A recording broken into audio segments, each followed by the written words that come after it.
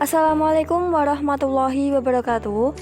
Hai teman-teman semuanya, kami dari kelompok 10 akan mempresentasikan hasil kerja kelompok kami, yaitu bab 11 keputusan investasi modal, program studi manajemen, mata kuliah akuntansi manajemen dengan dosen pengampu Budia Suswanti Respatining Tias, sarjana ekonomi, magister manajemen.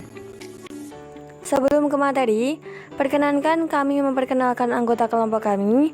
Saya, Tarista Indah Lailasari dengan NIM 2011035 dan teman saya, Siska Ayu Damayanti dengan NIM 2011033 dan Suci Putri Arumandani dengan NIM 2011034. Untuk materi akan disampaikan oleh teman saya. Dipersilahkan. 1. Pengertian keputusan investasi modal. Keputusan investasi modal atau Capital Investment Decision adalah keputusan untuk memiliki komitmen jangka panjang, sedangkan pengeluaran modal atau capital outlay merupakan perolehan aset jangka panjang yang melibatkan pengeluaran dana dalam jumlah besar. Estimasi arus kas proyek dan penggunaan arus kas untuk menilai kelayakan suatu proyek merupakan langkah penting dalam pembuatan keputusan investasi modal. Untuk memudahkan pembuatan keputusan investasi modal, terdapat 4 model atau metode keuangan yang sangat berguna untuk menganalisis investasi modal, yaitu metode periode pengembalian atau payback period, metode tingkat pengembalian akuntansi atau accounting of return, metode nilai sekarang bersih atau net present value, dan metode tingkat pengembalian internal atau internal rate of return. Jenis-jenis keputusan investasi modal. Terdapat 2 jenis proyek penganggaran modal yang dapat dipertimbangkan. 1. Proyek independen atau independent project adalah proyek yang apabila diterima atau ditolak tidak akan berpengaruh terhadap arus kas proyek lainnya. Sebagai contoh, manajer departemen pemasaran, penelitian dan pengembangan secara bersama-sama mengusulkan tambahan suatu lini produk baru yang memerlukan sumber daya besar untuk kebutuhan modal kerja dan peralatan. 2. Proyek yang bersifat saling meniadakan atau mutually exclusive project, yaitu proyek apabila diterima akan menghalangi penerimaan proyek lainnya. Sebagai contoh, suatu perusahaan berencana untuk mengotomatisasi pabriknya di suatu kota. Model-model non-diskonto. Model dasar keputusan investasi modal dapat diklarifikasi ke dalam 2 kategori utama, yaitu model non-diskonto dan model diskonto. Model non-diskonto atau non-discounting model mengabaikan nilai waktu uang atau time value of money. Sementara model diskonto atau discounting model mempertimbangkan nilai waktu yang secara eksplisit. Meskipun model non-diskonto memiliki kelemahan dibandingkan model diskonto karena mengabaikan nilai waktu uang, tetapi banyak perusahaan yang masih menggunakan model tersebut dalam pembuatan keputusan investasi modal. Namun demikian, pada kenyataannya, penggunaan model diskonto telah meningkat dalam beberapa tahun terakhir dan hanya sedikit perusahaan yang benar-benar hanya menggunakan satu model. Banyak perusahaan yang menggunakan kode model tersebut secara bersamaan. Hal tersebut menunjukkan bahwa kedua kategori model memberi informasi yang berguna bagi manajer pada waktu mereka membuat keputusan investasi modal. Metode periode pengembalian. Periode pengembalian atau payback period. Metode ini mempertimbangkan waktu yang diperlukan oleh suatu perusahaan untuk memperoleh kembalinya investasi awalnya. Sebagai contoh, seorang dokter gigi melakukan investasi pada seperangkat alat bor baru seharga 160 juta. Arus kas bersih atau arus kas masuk dikurangi arus kas keluar. Yang dihasilkan oleh penggunaan peralatan tersebut adalah 80 juta per tahun. Jadi periode pengembaliannya adalah selama 2 tahun 160 juta atau 80 juta. Apabila arus kas suatu proyek diasumsikan tetap jumlahnya, maka rumus berikut ini dapat digunakan untuk menghitung periode pengembalian. Periode pengembalian sama dengan investasi awal dibagi arus kas tahunan. Apabila arus kas tidak sama jumlahnya, maka periode pengembalian dihitung dengan cara menambah arus kas tahunan sampai pada waktu ketika investasi awal dapat diperoleh kembali. Apabila pembagian untuk setiap tahun diperlukan, maka diasumsikan bahwa jumlah arus kas yang terjadi adalah merata setiap tahun.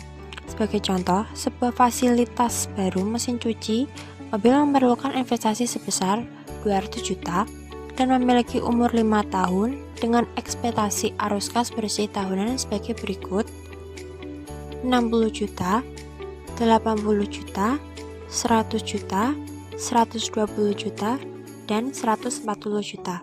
Dengan demikian, periode pengembalian proyek tersebut adalah 2,6 tahun yang dihitung sebagai berikut: 60 juta atau 1 tahun ditambah 80 juta atau 1 tahun ditambah 60 juta atau 0,6 tahun pada tahun ketiga, ketika hanya diperlukan sebesar 60 juta untuk menutupi investasi dan dihasilkan arus kas sebesar 100 juta, maka waktu yang diperlukan untuk memperoleh 60 juta adalah melalui pembagian jumlah yang dibutuhkan dengan arus kas tahunan, yaitu 60 juta atau 100 juta. Peraga 11.1 Analisis periode pengembalian atau arus kas tidak sama. Pada tahun pertama, investasi yang belum kembali yaitu 200 juta, arus kas tahunan 60 juta. Pada tahun kedua, investasi yang belum kembali yaitu 140 juta, arus kas tahunan 80 juta. Tahun ketiga, investasi yang belum kembali yaitu 60 juta, arus kas tahunan 100 juta. Tahun keempat, investasi yang belum kembali tidak ada, arus kas tahunan 120 juta. Tahun kelima, investasi yang belum kembali tidak ada, arus kas tahunan 140 juta. Pada awal tahun ketiga, diperlukan kas sebesar 60 juta untuk menutupi investasi. Apabila pada tahun ketiga arus kas masuk bersih di ekspektasi sebesar 100 juta, maka periode waktu yang diperlukan hanya 0,6 tahun atau 60 juta atau 100 juta. Oleh karena itu, periode pengembalian adalah selama 2,6 tahun. Periode pengembalian juga dapat digunakan untuk memilih alternatif proyek yang saling meniadakan. Menurut pendekatan ini, investasi dengan periode pengembalian terpendek lebih disukai daripada investasi dengan periode pengembalian yang lebih panjang. Bagaimanapun, penggunaan model periode pengembalian kurang baik digunakan karena mengandung dua kelemahan utama, yaitu 1. Mengabaikan kinerja investasi setelah melewati periode pengembalian, dan 2. Mengabaikan nilai waktu uang. Kedua kelemahan tersebut dapat diilustrasikan berikut ini. Diasumsikan bahwa suatu perusahaan sedang mempertimbangkan investasi dalam dua jenis sistem yang berbeda, sistem A dan sistem B. Setiap sistem membutuhkan dana investasi awal besar 300 juta, memiliki umur 5 tahun, dan memiliki arus kas tahun sebagai berikut. Investasi sistem A pada tahun ke-1 120 juta, tahun kedua 100 juta, tahun ketiga 100 juta, tahun keempat 100 juta, dan tahun kelima 100 juta. Sistem B pada tahun pertama 80 juta, tahun kedua 220 juta, pada tahun ketiga 50 juta, tahun keempat 50 juta, dan tahun kelima 50 juta. Berdasarkan data di atas, terlihat bahwa kedua alternatif pilihan investasi tersebut memiliki periode pengembalian 2 tahun. Periode pengembalian investasi pada sistem A selama 2 tahun dihitung berdasarkan jumlah arus kas selama 2 tahun, yaitu sebesar 120 juta. pada tahun ke-1 dan 120 juta pada tahun kedua, sehingga dapat menutup dana investasi awal sebesar 300 juta. Periode pengembalian investasi pada sistem B selama 2 tahun dihitung berdasarkan jumlah arus kas selama 2 tahun, yaitu sebesar 80 juta pada tahun ke-1, 220 juta pada tahun kedua, sehingga dapat menutup dana investasi awal sebesar 300 juta. Jadi apabila seorang manajer menggunakan periode pengembalian untuk memilih di antara alternatif investasi yang bersaing, kedua investasi tersebut akan sama-sama menarik. Namun, dalam kenyataannya, sistem A akan lebih disukai daripada sistem B karena 2 alasan. Pertama, sistem A memberikan pengembalian rupiah yang lebih besar selama tahun-tahun setelah periode pengembalian sebesar 300 juta dibanding dengan 150 juta. Kedua, sistem A mengembalikan seharga 120 juta pada tahun pertama, sementara sistem B hanya 80 juta. Selisih sebesar 100 juta atau 180 juta dikurangi 80 juta yang dihasilkan sistem A selama tahun pertama dapat digunakan untuk tujuan produktif. Misalnya diinvestasikan dalam proyek lain. Bagi perusahaan akan lebih menguntungkan untuk mendapatkan rupiah sekarang daripada 1 tahun dari sekarang karena rupiah di tangan sempat diinvestasikan untuk menghasilkan penerimaan kas pada tahun yang akan datang. Singkatnya, metode periode pengembalian memberi informasi pada manajer yang dapat digunakan sebagai berikut. Membantu mengendalikan risiko yang berhubungan dengan ketidakpastian arus kas di masa depan.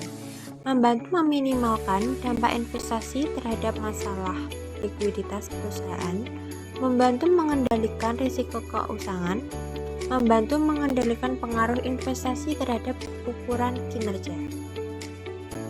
Selain itu, metode periode pengembalian juga memiliki kelebihan, yaitu sederhana perhitungannya dan mudah untuk diaplikasikan. Namun, metode periode pengembalian mengandung kelemahan signifikan, yaitu mengabaikan kinerja investasi setelah melewati periode pengembalian dan nilai waktu uang. Meskipun perhitungan periode pengembalian mungkin bermanfaat bagi seorang manajer, tetapi hanya mengendalikan pada hal itu saja dalam keputusan investasi modal akan kurang bijaksana. Metode tingkat pengembalian akuntansi. Tingkat pengembalian akuntansi, accounting rate of return, merupakan model non-diskonto kedua yang lazim digunakan. Tingkat pengembalian akuntansi mengukur kelayakan suatu proyek dengan menggunakan laba, bukan arus kas proyek. Tingkat pengembalian akuntansi dihitung dengan menggunakan rumus sebagai berikut. Tingkat pengembalian akuntansi sama dengan laba rata-rata dibagi investasi awal atau investasi rata-rata. Laba tidak ekuivalen dengan arus kas karena adanya faktor akrual dan penangguhan deferral yang digunakan dalam perhitungannya. Laba rata-rata dari suatu proyek diperoleh dengan cara menjumlahkan laba bersih setiap tahun selama umur proyek, dan kemudian membagi laba bersih total dengan jumlah tahun. Laba bersih rata-rata suatu proyek dapat ditaksir dengan cara mengurangkan depresiasi rata-rata dari arus kas rata-rata. Apabila semua pendapatan yang diperoleh dalam suatu periode dikumpulkan, data depresiasi merupakan satu-satunya biaya non-kas. Maka taksiran yang dibuat tersebut adalah tepat. Cara perhitungan laba bersih dan arus kas dapat dirumuskan dalam suatu formula sederhana sebagai berikut. AK sama dengan LB ditambah D, atau LB sama dengan AK dikurangi D. Keterangan AK sama dengan arus kas, LB sama dengan laba bersih, dan D sama dengan depresiasi. Untuk mengilustrasikan perbedaan perhitungan laba bersih dan arus kas, diasumsikan bahwa suatu investasi pembelian mesin baru memerlukan pengeluaran awal atau initial outlay sebesar 80 juta. Investasi tersebut menjanjikan penerimaan arus kas total sebesar 120 juta selama 5 tahun ke depan sesuai umur mesin.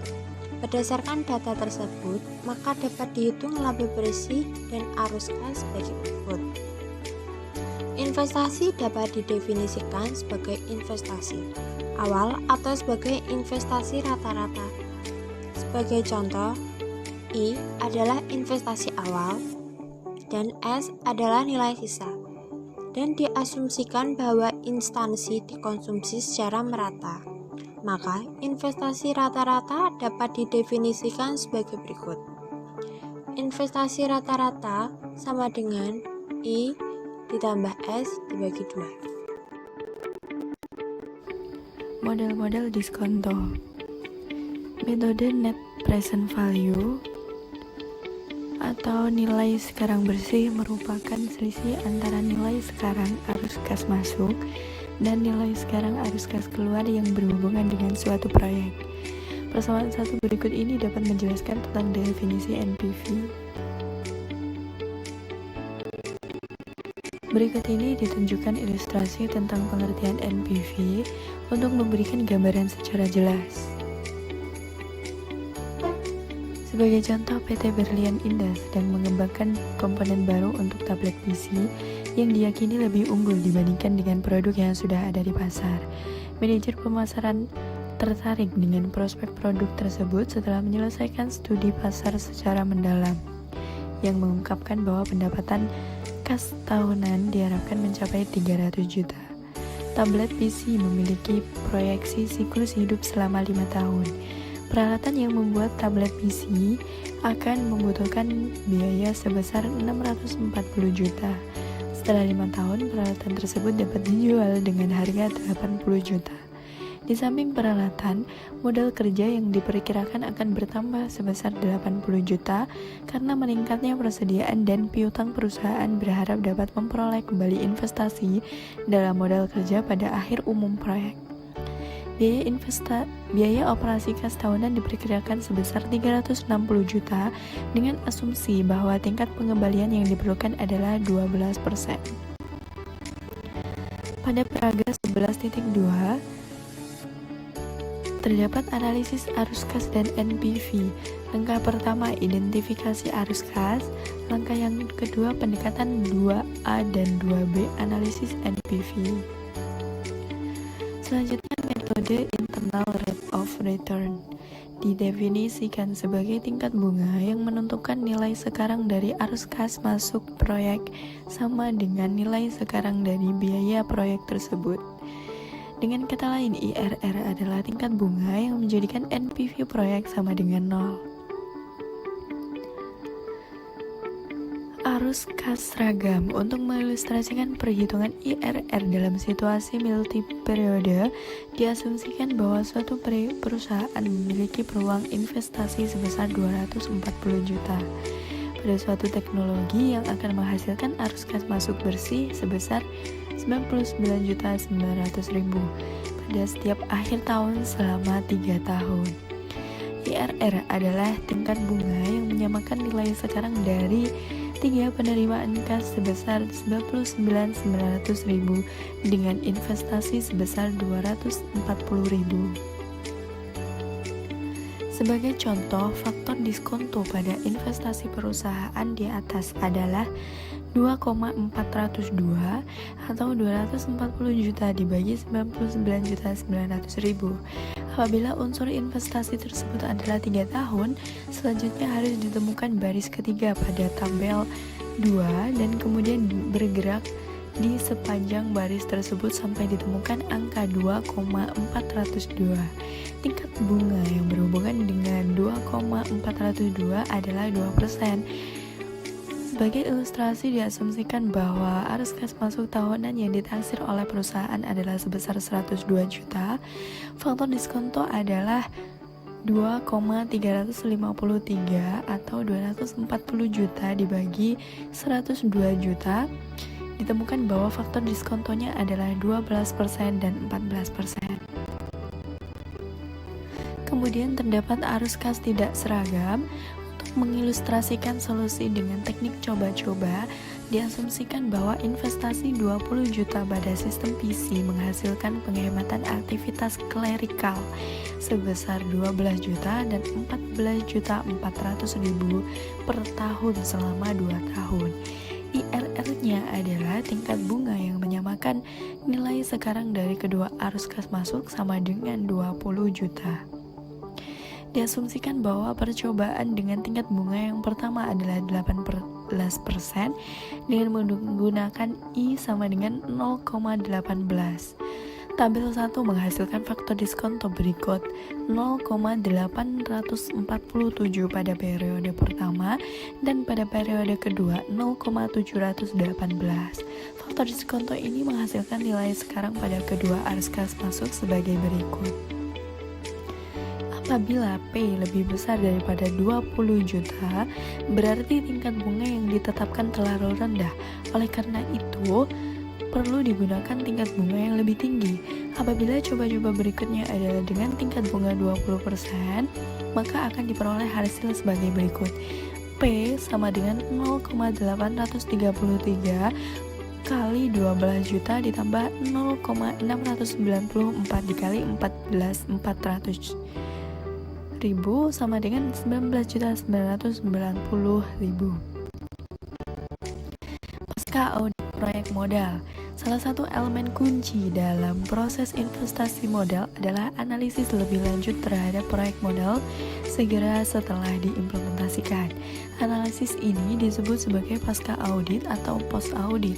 Pasca audit membandingkan antara manfaat sesungguhnya dengan biaya operasi yang diestimasi. Pasca audit mengevaluasi hasil keseluruhan investasi dan mengusulkan tindakan perbaikan apabila diperlukan. Proyek-proyek saling meniadakan. Perbandingan NPV dan IRR. NPV berbeda dengan IRR dalam dua hal. Pertama, NPV mengasumsikan bahwa setiap arus kas masuk diinvestasikan kembali pada tingkat pengembalian yang disyaratkan. Sementara metode IRR mengasumsikan bahwa setiap arus kas diinvestasikan kembali pada IRR yang dihitung. Penginvestasian kembali pada tingkat pengembalian yang disyaratkan lebih realistis dan memberikan hasil yang lebih dapat dipercaya ketika membandingkan proyek-proyek yang saling meniadakan. Kedua, metode NPV mengukur profitabilitas dalam nilai absolut, sementara metode IRR mengukur profitabilitas dalam nilai relatif. Ada 3 tahap dalam memilih proyek terbaik di antara beberapa proyek-proyek yang saling meniadakan. Yang pertama, menilai pola arus kas untuk setiap proyek. Yang kedua, menghitung NPV setiap proyek. Dan yang terakhir, mengidentifikasi proyek dengan NPV terbesar. Untuk menggambarkan analisis NPV pada proyek yang saling meniadakan, diberikan contoh sebagai berikut. PT Indaprasta memutuskan untuk memasarkan suatu produk mainan yang memungkinkan bagi seorang pemain untuk memperlihatkan dan mengembangkan pengetahuan geografinya. Melihat ketertarikan banyak pelanggan terhadap produk tersebut, perusahaan yakin bahwa produk tersebut akan sukses. Departemen pemasaran memilih peta dunia sebagai nama produk mainan tersebut. Dua desain berbeda menjadi bahan pertimbangan. Desain B lebih rumit daripada desain A dan akan memerlukan investasi serta biaya operasi tahunan yang lebih besar, tetapi juga akan menghasilkan pendapatan tahunan yang lebih besar. Proyek pendapatan tahunan, biaya tahunan, pengeluaran modal, dan umur proyek untuk setiap desain adalah sebagai berikut. Pendapatan arus kas pada desain A sejumlah 358.920.000, sedangkan pada desain B 478.560.000. Sedangkan biaya operasi kas tahunan desain A 238.920.000, desain B 338.560.000. Peralatan yang dibayar sebelum tahun ke-1, desain A 360 juta, sedangkan desain B 420 juta. Masing-masing umur proyeknya adalah 5 tahun. Perusahaan harus memutuskan desain yang akan dipilih. Diasumsikan bahwa biaya modal untuk perusahaan adalah 12%. Desain A memerlukan pengeluaran awal sebesar 360 juta dan memiliki arus kas masuk tahunan bersih sebesar 120 juta. Desain B dengan pengeluaran awal sebesar 420 juta memiliki arus kas masuk tahunan sebesar 140 juta. Berdasarkan informasi tersebut, pora arus kas setiap proyek dapat dijelaskan dan NPV dapat dihitung. Berdasarkan analisis NPV, desain B adalah lebih menguntungkan yang ditunjukkan dengan nilai NPV yang lebih besar. Oleh karena itu, perusahaan harus memilih desain B daripada desain A. Hal yang menarik adalah bahwa desain A dan desain B memiliki tingkat pengembalian internal yang sama. Seperti yang diilustrasikan pada Braga 11.3, kedua desain memiliki faktor diskonto sebesar 30.000. Tabel 2 dengan mudah terlihat bahwa faktor diskonto sebesar 3.000 dan umur proyek selama 5 tahun menghasilkan IRR sekitar 20%. Meskipun kedua proyek memiliki IRR sebesar 20%, tetapi perusahaan sebaiknya tidak mempertimbangkan bahwa kedua desain sama baiknya. Analisis tersebut menunjukkan bahwa desain B memberikan NPV terbesar sehingga akan meningkatkan nilai perusahaan yang memiliki desain A. Desain B seharusnya menjadi pilihan. Ilustrasi ini menunjukkan keunggulan konseptual NPV dibandingkan IRR untuk analisis proyek-proyek yang saling meniadakan. Investasi modal dan masalah etika. Keputusan investasi modal seringkali menawarkan godaan besar yang dapat menimbulkan terjadinya interpretasi secara salah antar manajer divisi. Seringkali juga harus bersaing untuk memperoleh sumber daya modal yang langka. Terjadinya persaingan tersebut timbul godaan yang melakukan perilaku tidak baik. Manajer secara sengaja membuat perkiraan yang berlebihan atas arus kas masuk dan perkiraan yang selalu rendah atas arus kas keluar, sehingga suatu proyek mungkin memiliki NPV atau IRR yang meragukan dan perlu dibuktikan. Perhitungan dan penyesuaian arus kas. Perhitungan arus kas merupakan langkah kritis dalam suatu proyek investasi modal. Kesalahan estimasi dapat mengakibatkan keputusan yang keliru tanpa memperhatikan model keputusan yang digunakan. Ada 2 langkah yang diperlukan untuk menghitung arus kas, yaitu yang pertama peramalan pendapatan, biaya dan pengeluaran modal, dan yang kedua penyesuaian arus kas bruto terhadap pengaruh inflasi dan pajak. Selanjutnya adalah penyesuaian peramalan terhadap inflasi. Inflasi secara relatif adalah dalam tingkatan sedang dan kebutuhan untuk menyesuaikan arus kas bukan merupakan hal yang penting. Namun, bagi perusahaan yang berpartisipasi pada lingkungan internasional, inflasi dapat menjadi sangat tinggi di beberapa negara tertentu dan pengaruhnya terhadap keputusan investasi modal dapat menjadi sangat penting. Sebagai contoh, Brazil pernah mengalami tingkat inflasi bulanan sebesar 2 digit selama beberapa tahun, jadi sangat penting untuk mengetahui cara penyesuaian model atas pengaruh inflasi. Terutama jika melihat fakta bahwa banyak perusahaan membuat keputusan investasi modal dalam beberapa lingkungan nasional yang berbeda. Dalam suatu lingkungan yang mengalami inflasi, pasar keuangan akan bereaksi terhadap kenaikan biaya modal untuk mencerminkan terjadinya inflasi. Oleh karena itu, biaya modal terdiri atas 1. Tingkat real, 2. Unsur inflasi. Sebagai ilustrasi, diasumsikan bahwa suatu anak perusahaan Indonesia yang beroperasi di luar negeri sedang mempertimbangkan suatu proyek yang membutuhkan investasi sebesar 5 miliar dan diharapkan menghasilkan arus kas masuk tahunan sebesar 2 miliar 900 juta rupiah untuk 2 tahun yang akan datang. Paragraf 11.4 Dampak inflasi terhadap investasi modal. Terdapat tanpa penyesuaian inflasi dan dengan penyesuaian inflasi. Bisa dilihat di gambar yang tertera. Selanjutnya, konversi arus kas bruto menjadi arus kas setelah pajak. Untuk menganalisis pengaruh pajak, arus kas biasanya dibedakan menjadi dua kategori, yaitu arus kas awal yang diperlukan untuk mendapatkan aset proyek. 2. Arus kas masuk yang dihasilkan selama umur proyek. Arus kas keluar dan arus kas masuk yang disesuaikan pengaruh pajak disebut arus kas keluar bersih dan arus kas masuk. Arus kas bersih tersebut mencakup pendapatan biaya operasi dan implikasi pajak yang relevan.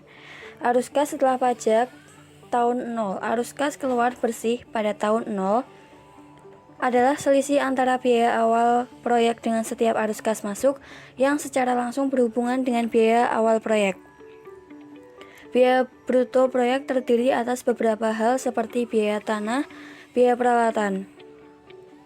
Menurut ketentuan yang berlaku, seluruh biaya yang berhubungan dengan perolehan aset di luar tanah harus dikapitalis dan dihapus selama masa manfaat aset. Atau penghapusan dilakukan melalui depresiasi. Depresiasi dikurangkan dari pendapatan dalam perhitungan laba kena pajak, tetapi pada saat perolehan tidak ada biaya depresiasi yang dihitung. Jadi, depresiasi tidak relevan pada tahun 0. Implikasi pajak pada saat perolehan aset berhubungan dengan pengakuan laba rugi atas penjualan aset. Keuntungan penjualan aset menghasilkan pajak tambahan sehingga mengurangi kas yang diterima dari penjualan aset lama.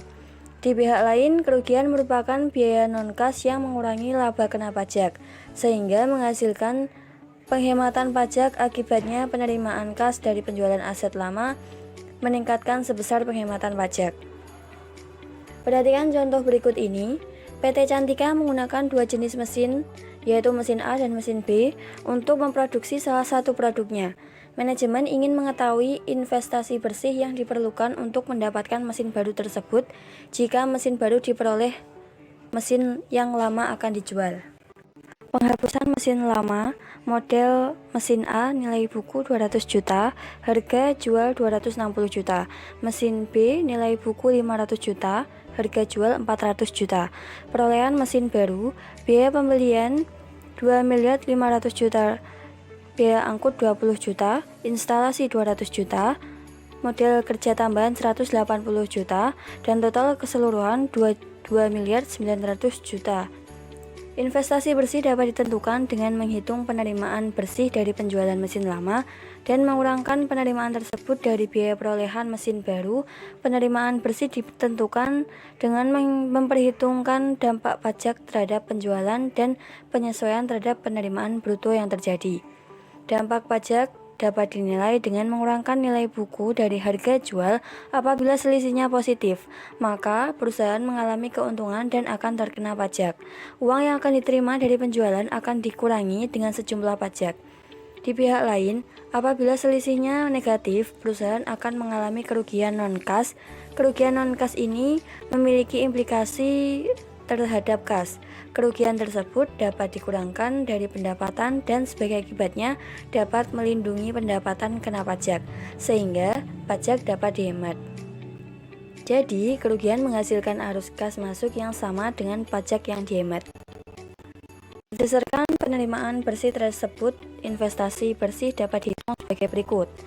Biaya mesin baru total 2.900.000.000 juta, dikurangi penerimaan bersih dari mesin lama 670 juta.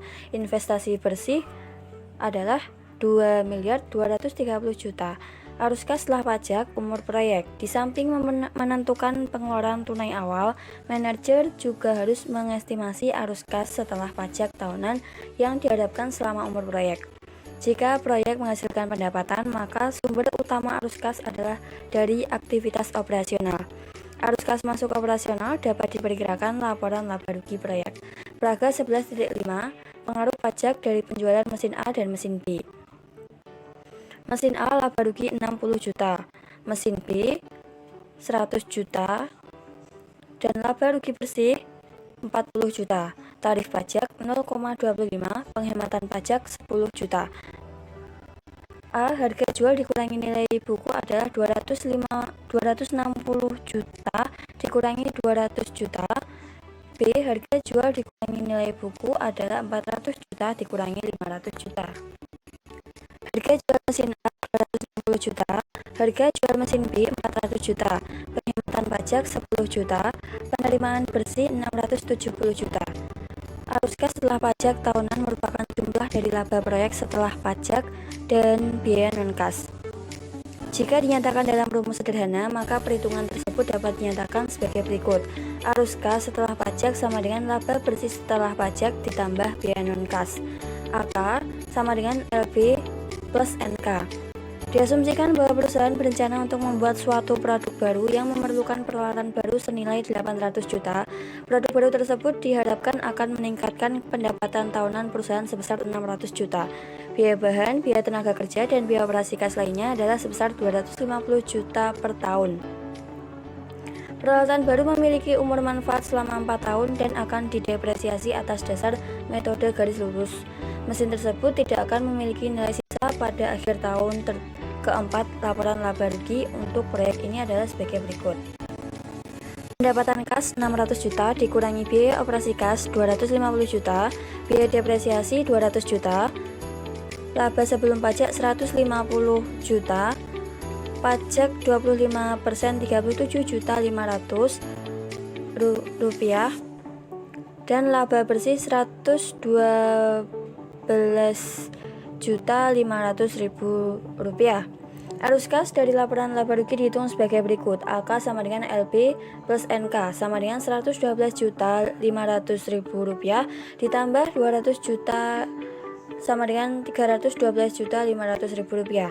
Pendapatan laba untuk menentukan arus kas operasi dapat dipecah kembali untuk menilai pengaruh arus kas setelah pajak dari setiap kategori pada laporan laba rugi. Pendekatan dekomposisi atau decomposition menghitung arus kas operasi dengan menghitung arus kas setelah pajak untuk masing-masing item dalam laporan laba rugi. AK sama dengan 1 dikurangi tarif pajak dikali pendapatan kas dikurangi 1 dikurangi tarif pajak dikali biaya kas dikurangi tarif pajak dikali biaya non-kas. Bagian pertama, 1 dikurangi tarif pajak dikali pendapatan kas menggambarkan arus kas masuk setelah pajak dari pendapatan kas. Dalam contoh di atas, pendapatan kas diperkirakan sebesar 600 juta. Oleh karena itu, perusahaan berharap dapat memperoleh 450 juta dari pendapatan yang diterima. 1 dikurangi tarif pajak dikali pendapatan sama dengan 0,75 dikali 600 juta sama dengan 450 juta. Bagian kedua, 1 dikurangi tarif pajak dikali biaya kas adalah arus kas keluar setelah pajak dari biaya operasi kas. Dalam contoh tersebut, perusahaan memiliki biaya operasi kas sebesar 250 juta. Arus kas keluar sesungguhnya bukan 250 juta, melainkan 187.500.000 rupiah dari 0,75 dikali 250 juta. Pengeluaran kas untuk biaya operasi berkurang sebesar 62.500.000 rupiah karena penghematan pajak. Agar mengetahui hal tersebut, diasumsikan bahwa biaya operasi merupakan satu-satunya biaya dan perusahaan memiliki pendapatan sebesar 600 juta. Jika biaya operasi tidak dapat dikurangkan untuk tujuan pajak, no tax atau not tax deductible, maka pajak yang terutang adalah sebesar 150 juta dari 0,25 dikali 600 juta. Jika biaya operasi dapat dikurangkan untuk tujuan pajak, maka laba kena pajak adalah sebesar 350 juta dari 600 juta dikurangi 250 juta, dan pajak yang terutang adalah 87.500.000 rupiah dari 0,25 dikali 350 juta. Oleh karena pengurangan dan pajak yang terutang adalah 87 juta oleh karena pengurangan biaya operasi dapat menghemat pajak sebesar 62.500.000 rupiah, maka pengeluaran sesungguhnya untuk pembiayaan berkurang sebesar 62.500.000 rupiah. Bagian ketiga, tarif pajak dikali biaya non-kas adalah arus kas masuk yang diperoleh dari penghematan pajak yang dihasilkan oleh biaya non-kas. Biaya non-kas seperti depresiasi juga melindungi pendapatan dari perpajakan. Depresiasi melindungi pendapatan kena pajak sebesar 200 juta sehingga menghemat sebesar 50 juta dari 0,25 dikali 200 juta. Peraga 11.6. Perhitungan arus kas operasi dekomposisi. Pendapatan kas setelah pajak 1 dikurangi tarif pajak dikali pendapatan kas. Biaya pajak setelah pajak dikurangi 1 dikurangi tarif pajak dikali biaya kas. Penghematan pajak biaya non kas sama dengan tarif pajak dikali biaya non kas. Peraga 11.7. Ilustrasi pendekatan spreadsheet.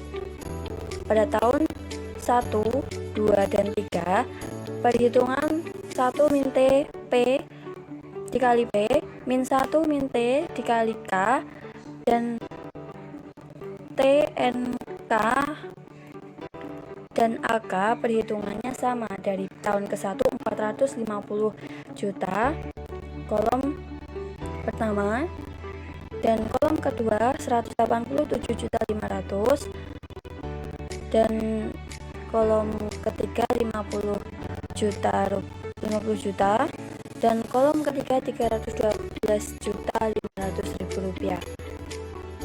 Diperhatikan bahwa pendapatan kas adalah 600 juta per tahun selama 3 tahun.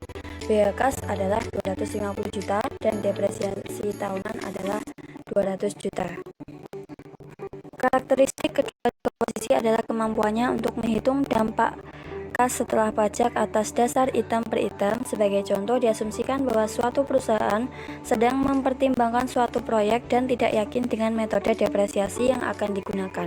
Dalam menghitung penghematan pajak yang dihasilkan pada setiap metode depresiasi, perusahaan dengan cepat akan dapat memilih metode yang paling diinginkan. Selanjutnya, dalam pasal 11 Undang-Undang Nomor 17 Tahun 2000 dijelaskan sebagai berikut. 1. Untuk aktiva kelompok 1 sampai dengan kelompok 4 didepresiasi dengan memakai metode garis lurus atau metode saldo menurun. 2. Untuk aktiva kelompok bangunan harus didepresiasi dengan metode garis lurus. 3. Penggunaan metode depresiasi tersebut harus dilakukan secara taat asas. 4. Masa manfaat dan tarif depresiasi aktiva untuk masing-masing kelompok telah ditetapkan sebagai berikut. Kelompok harta terwujud 1. Bukan bangunan. Kelompok 1 masa manfaat 4 tahun, tarif depresiasi metode garis lurus 25%, tarif depresiasi metode saldo menurun 50%. Kelompok 2 masa manfaat 8 tahun, tarif depresiasi metode garis lurus 12,5% dan metode saldo menurun 25%. Kelompok 3 masa manfaat 16 tahun, metode garis lurus 6,25%, metode saldo menurun 12,5%. Kelompok 4 masa manfaat 20 tahun, metode garis lurus 5% dan metode saldo menurun 10%. Yang kedua, bangunan permanen masa manfaat 20 tahun, metode garis lurus 5%, metode saldo menurun tidak ada. Tidak permanen masa manfaat 10 tahun, metode garis lurus 10% dan metode saldo menurun tidak ada. Terdapat dua contoh penggunaan metode garis lurus dan metode saldo menurun. Contoh penggunaan metode garis lurus, sebuah gedung dibeli dengan harga perolehan sebesar 100 juta dan memiliki masa manfaat selama 20 tahun. Berdasarkan data tersebut, maka besarnya biaya depresiasi gedung untuk setiap tahun adalah sebesar 5 juta dari 100 juta dibagi 20. Contoh penggunaan metode saldo menurun, sebuah mesin dibeli dan ditempatkan pada bulan Januari 2000 dengan harga perolehan sebesar 150 juta.